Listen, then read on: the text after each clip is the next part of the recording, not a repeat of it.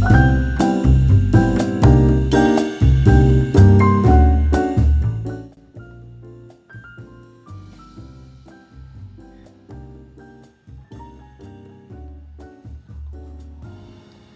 friends, so I am hanging out with my olive girl. I haven't shown her on camera here yet. If you follow me on Instagram, you've most likely seen her. But she's my little baby and she just woke up, so she's hanging out with me while I read. So I am currently reading Terror at the Gates. This book is super interesting so far. I'm annotating for the first time, so that's pretty fun. I'm not highlighting anything in the book. I am trying to read a little more critically and think about things in a different lens, and I think that this is a great book to start because there's world building, there's multiple characters. It is first person point of view, but I like that in this so far, and it does talk about religion. So in this book, it is in a universe or in a world that religion is pretty much like everything. So women are seen as lesser, right? So like the men will marry a woman, and women usually have powers, and they'll marry a woman to siphon the power from them. And if a woman is not married, then it's usually her father that siphons the magic. And so our main character, her name is Lilith. So they call her Lilith or Lily. And our main male character, his name is Zahariv. And all the names are super, like, they remind me of like old Bible names. I just think it's so interesting. Like I love the way the names look on, I don't want her to jump, so I'm like trying to move with her. I love the way the names look on paper, so I'll show you. She's about to jump. Jump, baby. So here's how the names look. And I just think it is so cool looking. I love like the old like Bible names.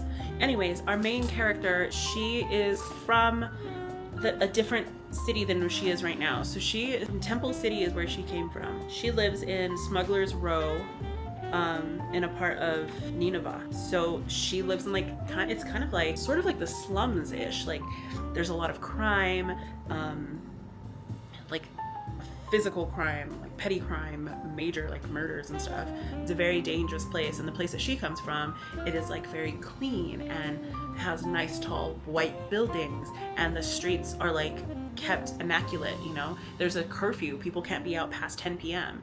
and that's nothing like where she is at right now, where it's like very grungy and the streets are dirty, like it smells like pee. You're walking and like the bottoms of your shoes sticky because there's just nastiness everywhere, and there's like nightclubs, and it's like Sin City, kind of like a sinful place, and they call it the city of sin. And since this is all religious, that kind of shows you the dynamics and things. So it's like where she comes from is like very religious, and the women are very obedient, and they don't talk back, and they go to church. They treat priests and religious figures as like the holiest of holy things.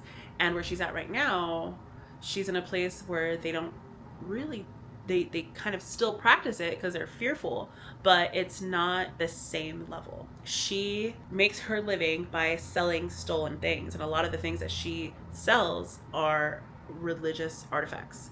So right now she has stolen a dagger from somebody that has like really pretty designs on it. It has like jewels embedded inside of it, and with her power, she's able to kind of manipulate people.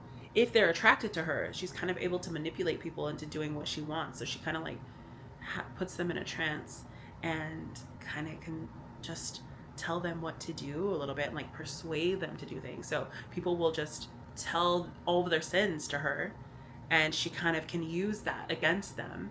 And this person was attracted to her, she can feel it, and she kind of like is able to pull that attraction out and like persuade them to do her bidding. So this person had this really beautiful dagger. She knew it was powerful. She knew it was some sort of religious artifact. She persuaded him to give it to her. He did. And then she left before he was able to get out of that trance and know that he had just been robbed. So then she went to go try to sell it. And she went to like an antique store. And it's kind of like a pawn shop. And he was really trying to lowball her for it. And he did not explain to her what it was. And she was like, I know it's worth something, but this guy is not wanting to tell me what it's worth. So he really lowballed her, and like it was worth like thousands, and he was only willing to give her like $200, which is nothing for whatever this was. And something crazy happened there, and I don't really want to give spoilers on too much, but I do like want to explain kind of what it is. So if it's interesting to you, you know, you might want to pick it up. So right now she is in another city where she kind of closely works with the person who is in charge of the city, like the leader of it. And the only reason why she's closely working with him is because her dad is the leader of the city that she comes from. So she was kind of she ran away from home, got away from her family. Her parents are very overbearing. You know, they're constantly trying to find someone for her to marry, and she doesn't want to marry. She doesn't want to have to give up her life for a man. And like, I get it, you know? And so she's, ooh, you okay? So she is working with Zahariv. So she's working with him, and he's the leader. And the only reason why they're kind of working together is because the dad pretty much told him, like, oh, I just threw the book.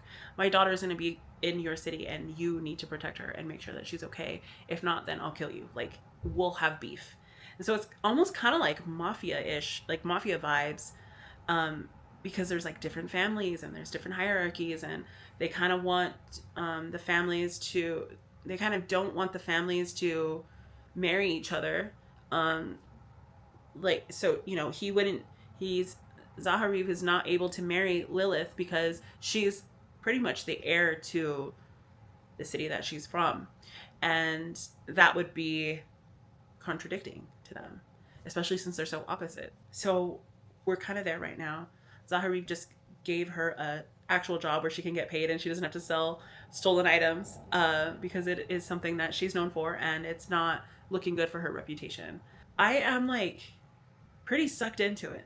I'm liking it a lot. It's super interesting to me just how they're using how Scarlett St. Clair is using religion and talking about it in a way that is relatable. That's kind of why I really liked Conditions of Will, because that really discussed religion in a way that I kind of see it, where it's like, I don't know, I don't want to get like into religion, but it was refreshing to read it in that way and to relate to the thought process.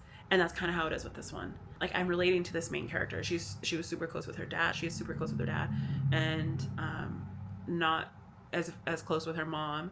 And not that that's how my relationship is now, but you know, I did have a period in my life where that was the case, and so that was relatable. And just like kind of how she's rebelling against how she's been raised and how she views religion and how it's used to manipulate people is kind of how I see things. So I think that's why I'm relating to it so much. And then it's written in first person, so I'm reading it and she's saying like, oh, you know, it's in first person, so I feel like my mind perceives it a little differently, and I like that. So we're gonna read this book, and this video is pretty much going to be me reading this and discussing it and trying to think more critically and trying to give you as much information as I can give to you to make you interested in possibly reading the book. I don't know if it's going to be a 5-star. I don't know if it's, you know, my 5-star might be your 2-star, or my 2-star might be your 5-star. My rating doesn't matter. But if it's something that you're interested in, then hell, stick around and let's read it together. But so I'm going to keep reading. And I'm on page, let me get the book, I dropped it. Okay, I'm on page 80, and I just started it. Well, I started it last night, but I only was able to read a chapter because I got really tired. So I've been mostly reading this today. And the way I'm annotating is, let me show you. So since I didn't want to write in the book, I made notes. Excuse me, my girl, you are on my notebook. So the rose color is for Lilith. The green is for Zahariv.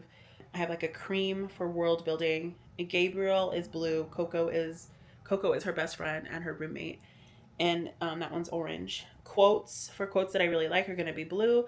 The parent relationship, whether it be good or bad, just to kind of show the dynamics, is like a gray, a light gray.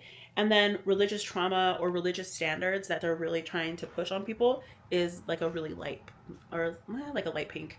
So yeah, I have so far I have a lot of Lilith, and I hope that I have enough of the tabs to do the whole book, because she's such a complex character, with her past and kind of how she's living now. So I do have a lot of tabs for her. I might go in and maybe remove some. I really would love to highlight it, but I don't want to make any permanent changes in the book, because it's a signed book. It's beautiful. I don't want to mess it up.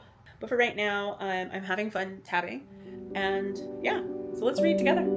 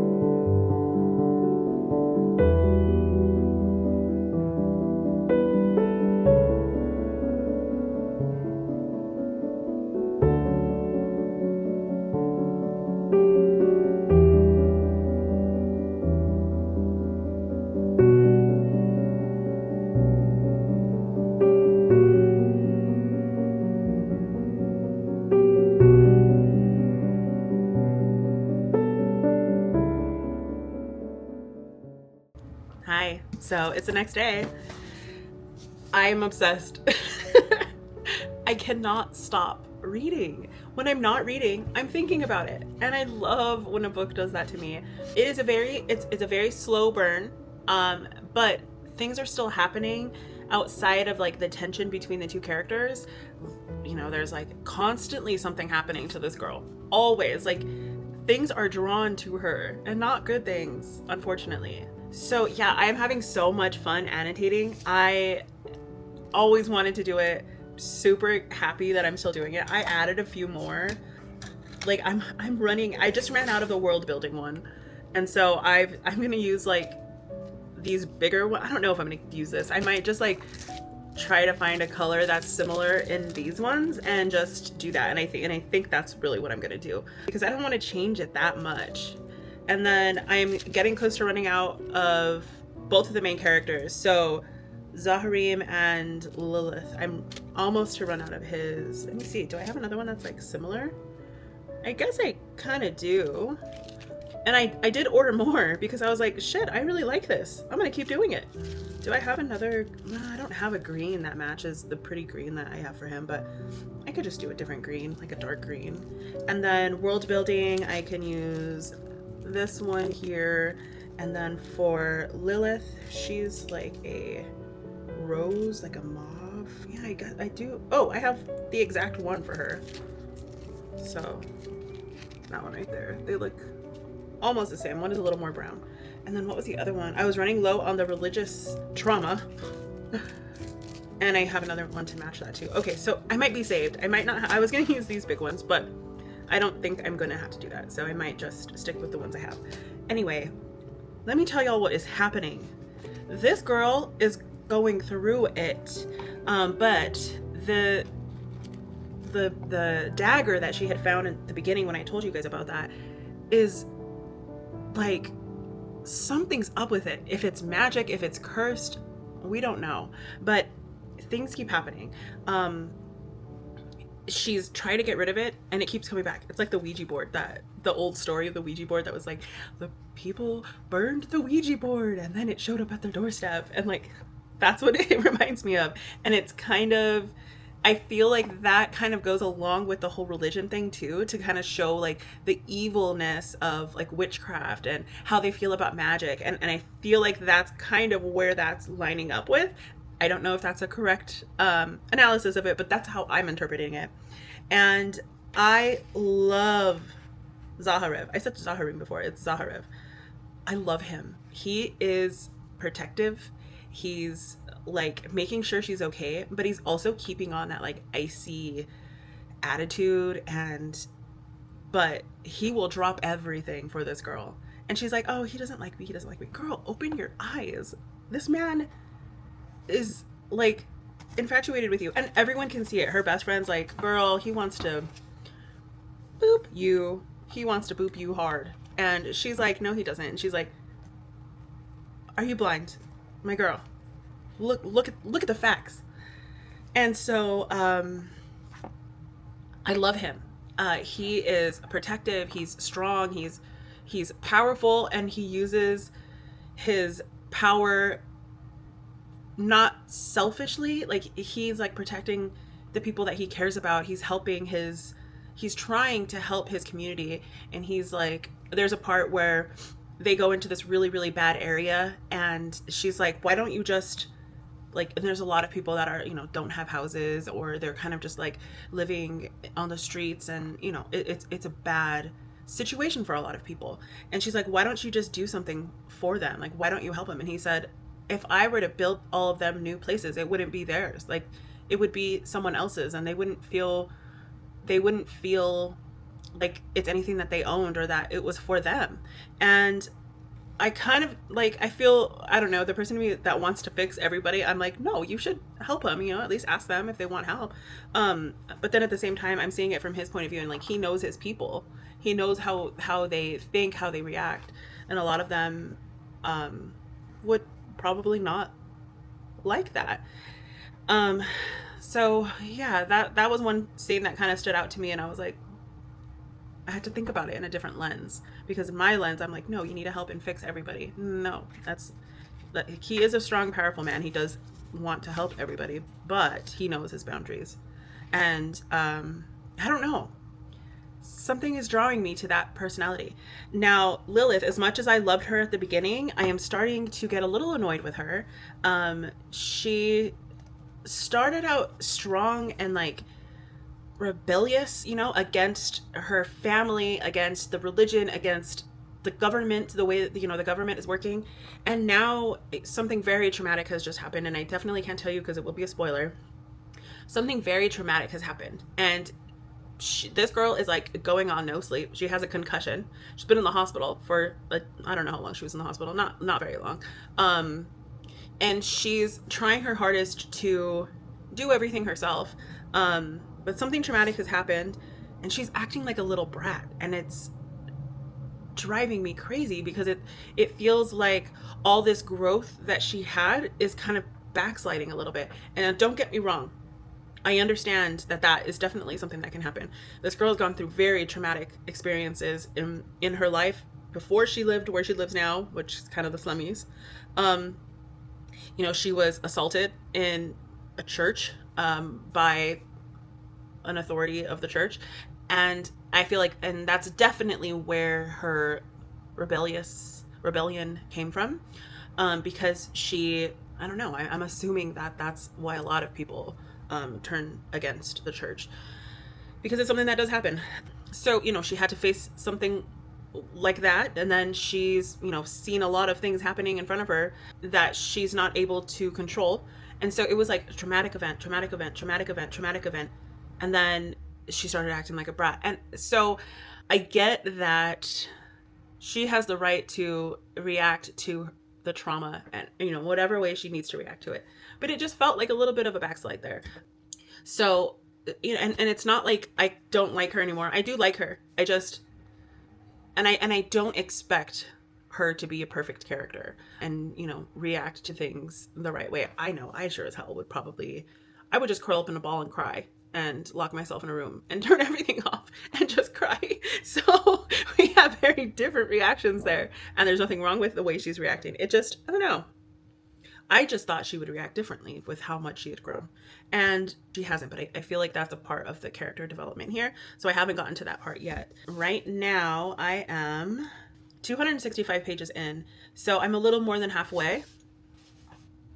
And I am seriously loving it so far. I'm just happy that I picked this one up because I'm having fun. I'm having fun looking for like the way they think about religion, and I'm looking for, you know, quotes, and I'm looking for the relationship. And like, yes, I do read books, and I read a lot of books, and I read them and I'm like into it, but then sometimes I don't remember a lot of what happened. And I feel like doing this, I am remembering a lot more, and that makes me happy. And that's my goal. That's what I want to do. You know, will I do this for every single book I read? Probably not to this extent. Probably not with this many different categories. Like a romance book, like I'm not gonna have to look for, you know, religious trauma, like maybe, you know, and there's not a lot of world building in a romance book, but this is an urban fantasy. So yes, there is a lot of world building in this. And just like the way the society runs is just very different. And it's kind of scary because it's kind of reminiscent of what's happening in the US, you know, like the way things are going, it feels a little on the nose. And so sometimes that is a little like, ooh, that's scary. But yeah, other than that, I'm enjoying it. So let's keep reading because I cannot stop. I stayed up until 11:30 last night reading, which I normally don't do. And then I woke up at 5:30 this morning. You bet my ass was already reading this book and tabbing. And Jay's asleep and I'm like, putting the tab in the book so quiet. So yeah, I have not been able to put it down, and I'm having a really good time. So that's my mid-book review so far. Let's get to the end of it. Also, this is going to be there is going to be another book that comes out after this. I don't know how many books total are going to be in this series, but the other book comes out in August. Like, I wish I would have read this later because now I have to wait, but I'm also really glad that I didn't wait till later because it's so fucking good. Okay. I'll leave you alone now. I'm gonna read.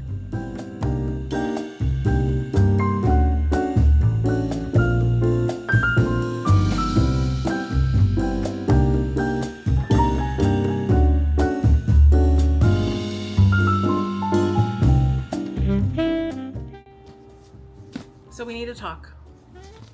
I have finished. And I have thoughts. Has really made me think a lot more critically, which is what I intended for my reading here on out. And I think the tabbing helped a lot. I have a lot tabbed on here. Let me take off the dust cover so you could just see how much I have tabbed. So I have quite a bit, and I had so much fun doing that. I thought this was a new author to me. I have read one of her books before. I think it was like The Touch of Darkness. It's the Hades and Persephone retelling. And I listened to that one, and I honestly can't remember if the writing was the same as this. Like, I'm assuming it's the same author, so I'm assuming the writing style is similar. But whatever way she wrote this, I ate it up because the way she was describing how the characters were feeling, I felt like, yes, there was some miscommunication, but it was like justified, almost like you understood why there was that miscommunication. And at other times, that's like one of the tropes that I can't stand, and it's such a common trope, right? So it happens all the time. But the tension between the two main characters in this was so fun to read. They just like, they really were fighting to, well, he falls first, and that's given. That's like written in the back, like that's not a spoiler. He falls first, and she has feelings, but she's definitely denying them. And so Zaharev is the main male character, and Lilith is the main female character, which I have said previously in the video. But they just have such good chemistry together, and like the banter between them, I loved it. I love him. He is a top book boyfriend now. The way he would speak to her, like to her face, and then how there was kind of like little snippets that they would do, and it was like his point of view, but it was only like a page, so you weren't going in like, it was mostly her point of view throughout the whole book, and you would go a little bit back and forth, but there was like some words that he would say that made me like giddy. Like I was giggling and I could have been kicking my feet like a little girl. There's a part where she says, "He hadn't taken care of me out of obligation or as a favor to my father. He'd taken care of me because I was his entire universe." And I was just like, bitch, finally you have seen the light. This man worships the ground that you walk on, my girl. Like, with good reason. She is a badass, and he saw that in her from the beginning. And I know that I had like a little bit of, not disappointment. Again, I'm not victim blaming or anything like that. I really thought how the character was going and the things that she went through, that she would react a little differently to the events that she went through. And, you know, the way that she reacted to her trauma is justified. Everyone has their way that they react to different things. But she finally was like, what the hell am I doing? I am a bad bitch. I am going to get shit done. I'm not going to let the things that have been in my past dictate my future. And she did just that. Like, she faced her fears head on, and she went into a bad situation the best way that she could go through it. And yes, I was just so happy. The way this book ended was on a huge cliffhanger, so I am very sad that the second book isn't going to be coming out until next year, but that's just my fault for reading it when I read it. But if you like urban fantasy, if you like to dig a little deeper into how religion can manipulate a society and a government, this is a pretty interesting book. I really don't know what to say without giving spoilers. And I don't like to, I myself, as a consumer of book media, I don't like to just see book reviews where they're like, I don't like the silent reviews. Like, tell me why it is. Speak. So I am just saying that as a person who has always been curious of religion, and like curious to go deeper into it, but kind of knowing that it makes a lot of people uncomfortable to talk about, this was a good read. I gave it 5 stars. I posted it on my Instagram and I was like, oh my god, this is 5 fucking stars. And the author reposted me and I was so excited. I was fangirling hard. I will say, if you like urban fantasy, if you kind of find that religious talk, and it's not a religious book, but it does talk about religion in a different light that a lot of people are uncomfortable with, this is a good book. Check your trigger warnings. There is assault in here. You know, I think the trigger warnings are at the beginning. Religious trauma, sexual assault, specifically by an authority figure in a church. And then she actually has the assault listed on the pages. So it's a good way for you to kind of navigate it if you're still wanting to read. Child abuse, emotional abuse by a parent and an authority figure in a church. And then Miss Scarlett goes on to go a little deeper into the actual like religious aspects of it. She talks about how there is assault in the church and how churches are kind of like paying out a lot actually for different survivors. She goes on to talk about different religious myths and themes. She talks about how Lilith's origins begin, and because she is based off of a real character, like a religious character, I would say. And then she just has like really good notes on there. She also has references from different articles, different books that she pulled from, and like it made me want to go and check them out. Like, the feelings that I feel towards Christianity and religion kind of aligned with how this was written, and how the lens that this was written through, I guess I should say. Just how I see things is kind of how Lilith is seeing things. And this had, I saw a few reviews after I posted it. Someone said that they felt the feminine rage in here, and someone said, feminine rage where? And I was like, at first I was like, okay, did I feel feminine rage? Yes, I think I did. I felt the rage that she felt when she had to think about how the church made her feel for just being herself. There was things that she had no control over, and she was treated differently because of that. And that's very common in things that happen in the church. And that's where I felt her feminine rage. She came from a privileged life as far as money and as far as the power that her family had in this world, but she was not privileged in the fact that she was assaulted and she was abused and she was looked at differently for being a woman and for having the power that she had. The relationship that she has with her mother is so infuriating. Like, her mother is something else, and that all kind of gets explained within the book, and it's satisfying as you get to understand it.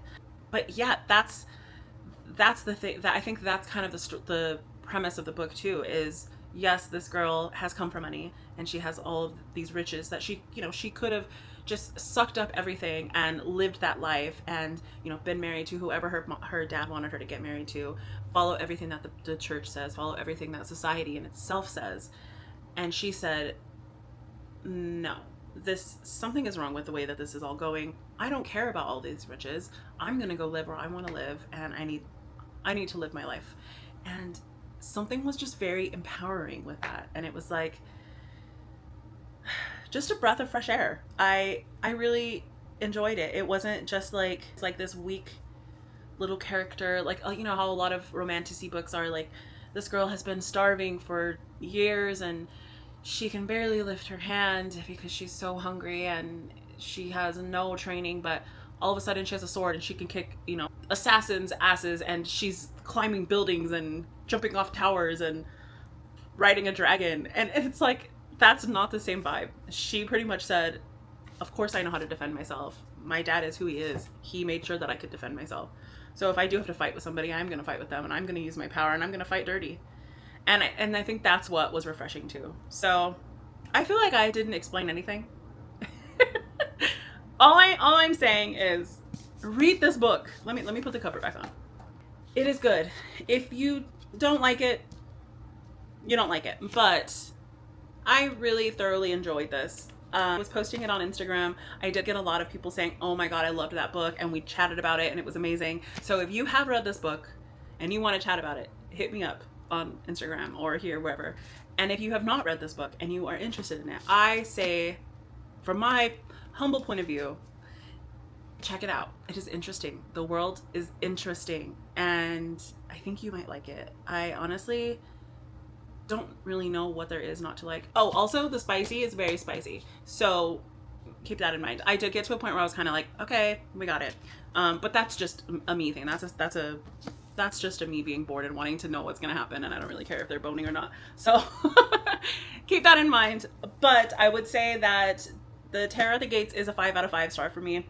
If I could rate it 6 stars, I would probably rate it 6 stars. And yeah, I can't wait for the second book. I'm like lost now. I have so many books that I know I need to read, and I'm just like, I want to go back and reread this again. And I should. This was my first time annotating, and I had a blast. I think that made me love the book even more, so maybe annotate. I'm curious to see what you would pick to annotate this book. That's it. So thank you for watching. I hope I didn't talk your ear off. Actually, I did. I do hope I talked your ear off. And I hope that you really find everything that I said to be interesting, and that it made you want to read the book, because I think it's worth it. I think it's worth a shot, and I hope that you get to read it. That's one book I get to mark off of my TBR. I have 2 more, Red, White, and Royal Blue, and Alchemized. So Red, White, and Royal Blue will probably be my next physical book that I'm going to read, and then Alchemized, I'm actually going to read that in probably the end of November, going into December, because that's a big boy, and I'm very, very, very intimidated by that book. But I'll get through it. I'm well read. At least I tell myself I'm well read. So I'll see you next time, and I hope you have a great day. Bye.